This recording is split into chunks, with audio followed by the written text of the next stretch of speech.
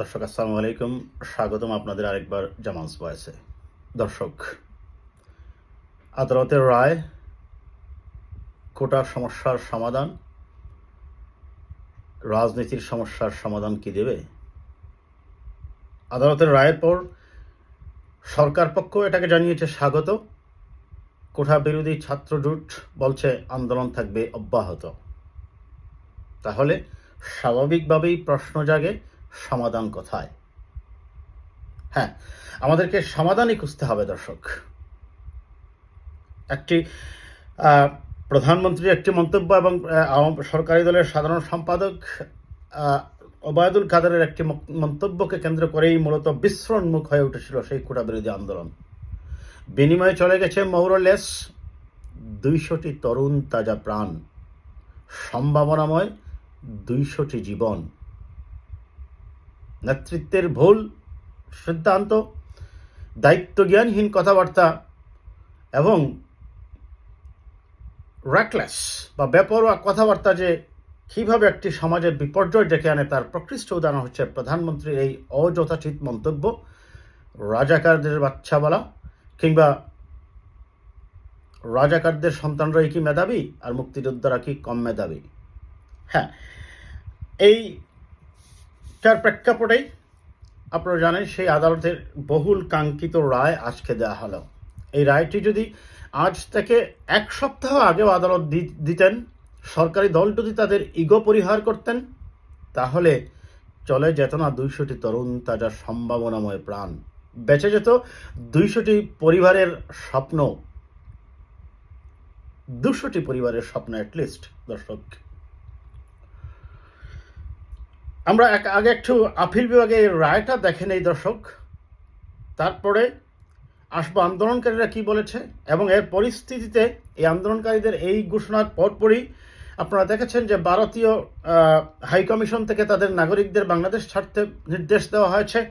মার্কিন নাগরিকদেরকেও সতর্কভাবে চলাফেরা করতে, প্রয়োজনের খুব বেশি প্রয়োজন না হলে বাসার বাহিরে যেতে বারণ করা হয়েছে।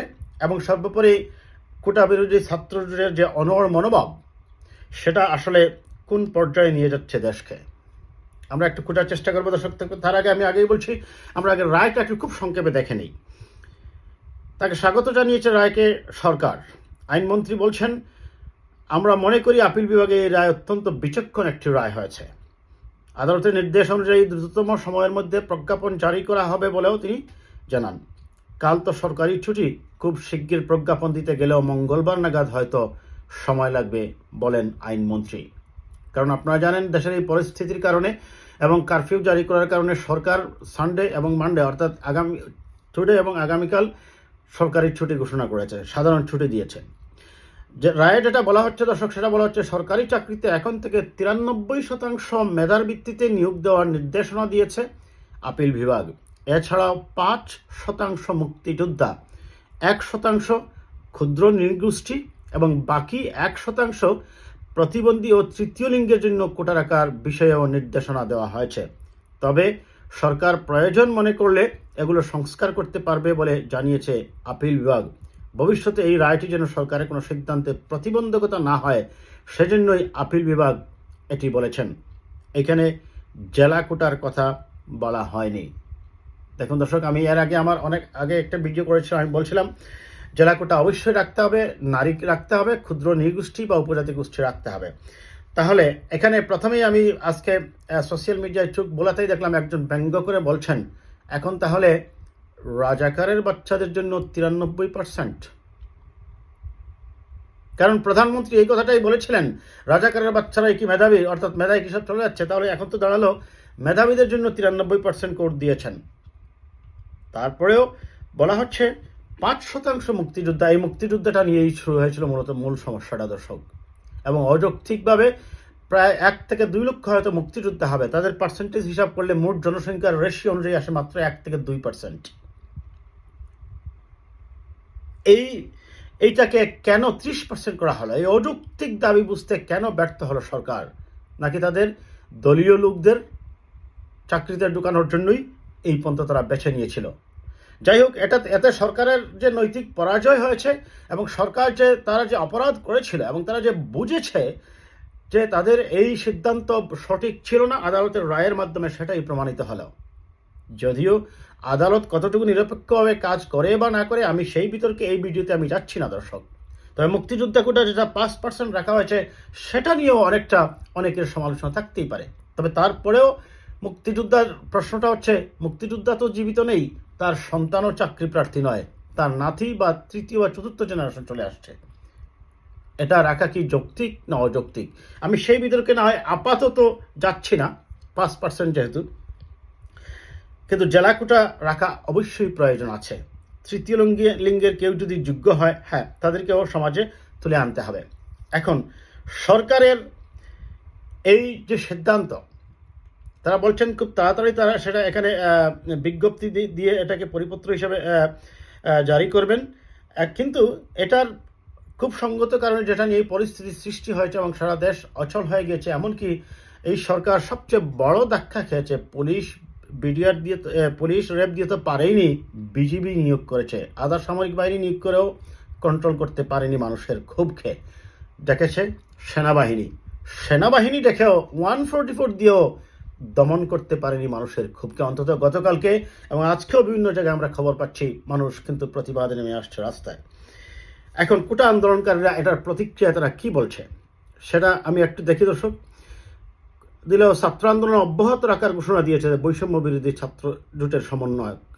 তারা বলেন, শান্তিপূর্ণ আন্দোলনে অনেক শিক্ষার্থী নিহত হওয়ার বিচার না হওয়া পর্যন্ত তারা আন্দোলন চালিয়ে যাবেন। বিবিসি বাংলার পক্ষ থেকে বলা হয়েছে, 4 জন সমন্বয়কের সাথে যোগাযোগ করা হয়েছে, অন্যদের সাথে যোগাযোগ করার চেষ্টা করা হলেও সম্ভব হয়নি। এই সমন্বয়কদের অভিযোগ, শিক্ষার্থীদের আন্দোলন দমন করতে অনেক বিক্ষোভকারীকে হত্যা করা হয়েছে, 2 জন সমন্বয়ক নিখোঁজ হয়েছেন। প্রকৃত ঘটনা দামাচাপা দিতে সরকার ইন্টারনেট সেবা বন্ধ করে দিয়েছে। আদালতের রায়কে আমরা সাধুবাদ জানাই, তবে আমাদের মূল দাবি নির্বাহী বিভাগের কাছে, যেসব দাবি বাস্তবায়ন না হওয়া পর্যন্ত দেশব্যাপী চলমান কমপ্লিট শাটডাউন কর্মসূচি চলবে।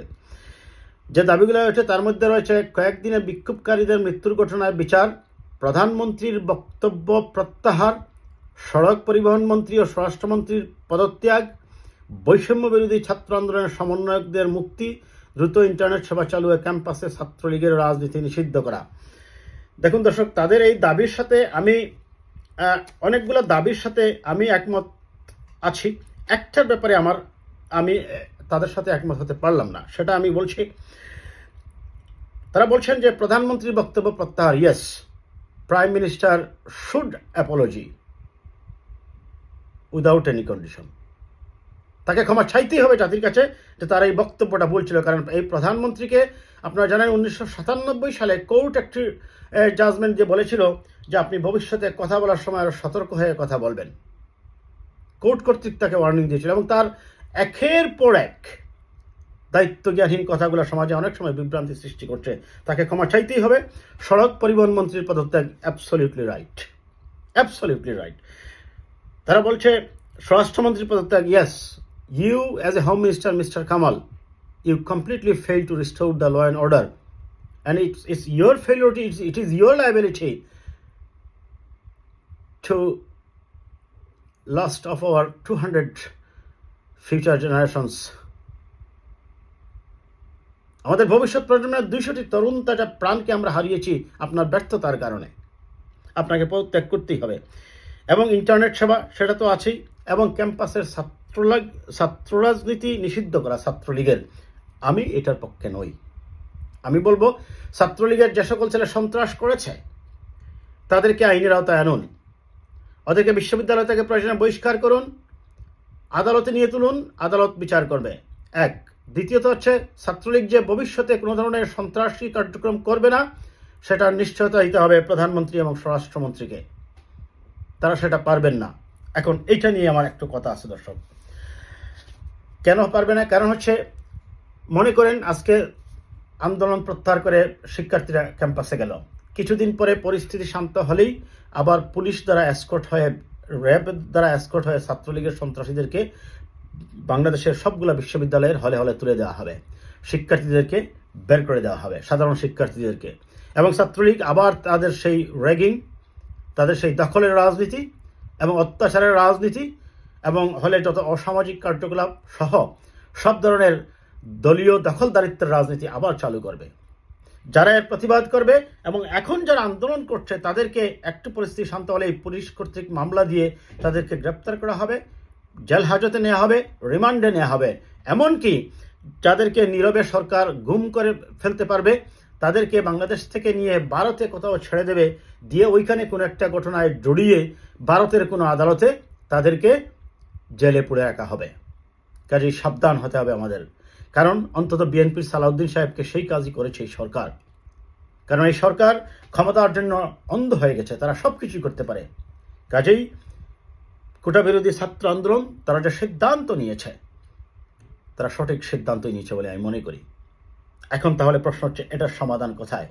সমাধান আলটিমেটলি আজকে আমি সকালবেলা যখন উঠে এই সোশ্যাল মিডিয়া দেখলাম, পুরো সোশ্যাল মিডিয়ায় এক ধরনের মানুষের যে ক্ষোভ এবং বিশেষ করে বিভিন্ন স্লোগানে এবং এই রায়ের পরই পুরো সোশ্যাল মিডিয়া সয়লাভ হয়ে গেছে। সবাই এখন বলছেন সংলাপ হয় শুরুতে, লাশ পড়ার পর হয় পদত্যাগ। ঢাকা বিশ্ববিদ্যালয়ের ছাত্ররা স্লোগান দিচ্ছে, কোটা দিয়ে করব কি, আমার ভাই ফিরবে কি, তোর কোটা তৈনে শহীদ ভাইদের ফিরিয়ে দে।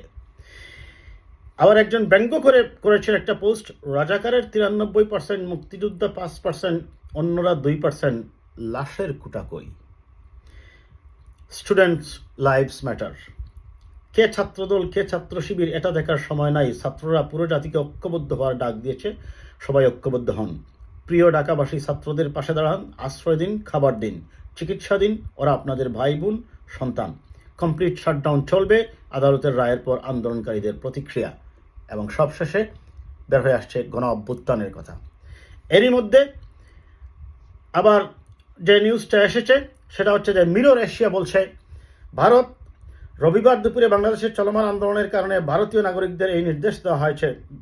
ভারত তার নির্দেশে বলছে যে তার নাগরিকদেরকে সোমবার বিকাল 5টার মধ্যে বাংলাদেশ ত্যাগ করতে হবে, এবং এরপরই ঢাকা আন্তর্জাতিক বিমানবন্দরে দুপুর 12টা পর্যন্ত 150-এর মতো ভারতীয় নাগরিক ইমিগ্রেশন এলাকায় অবস্থান করছিলেন, বিমানবন্দর সূত্র দ্য মিরর এশিয়াকে জানিয়েছে।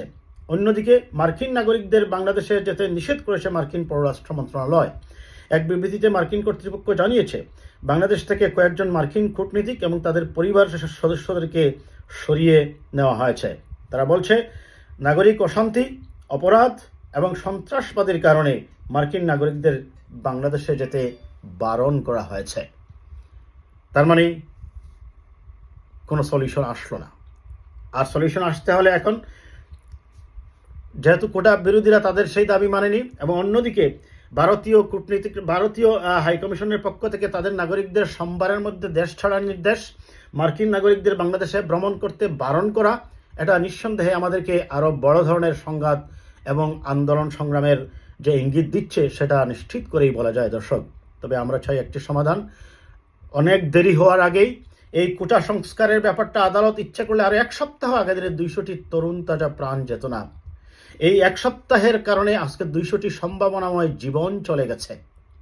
আর এখন যদি আরও বেশি দেরি করে সরকার বাস্তবতা বুঝতে, আমার মনে হয় কয়েক হাজার মানুষের জীবনের বিনিময়ে হয়তোবা সেই দাবি পূরণ হবে।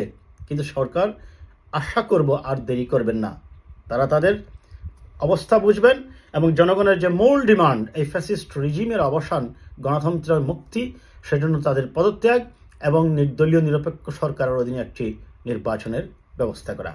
আমরা আশা করব এই কোটার মতো বর্তমান প্রধানমন্ত্রী এবং আওয়ামী লীগ এবং সরকারি দল অনেক দেরি করবেন না, যত তাড়াতাড়ি তারা পারবেন, as early as possible they will take their decision for the well-being of the country. We strongly believe the nation will get rid from this brutality, barbarism, killings. আর সেজন্য সরকারকে এগিয়ে আসতে হবে, তাদেরকে সিদ্ধান্ত নিতে হবে, নিরপেক্ষ নির্বাচনের ব্যাপারে প্রধানমন্ত্রীকে পদত্যাগ করতে হবে, এবং গণ অভ্যুত্থানই হচ্ছে একমাত্র সমাধান বলে আমরা বিশ্বাস করি। ভালো থাকবেন দর্শক, কথা হবে আবার।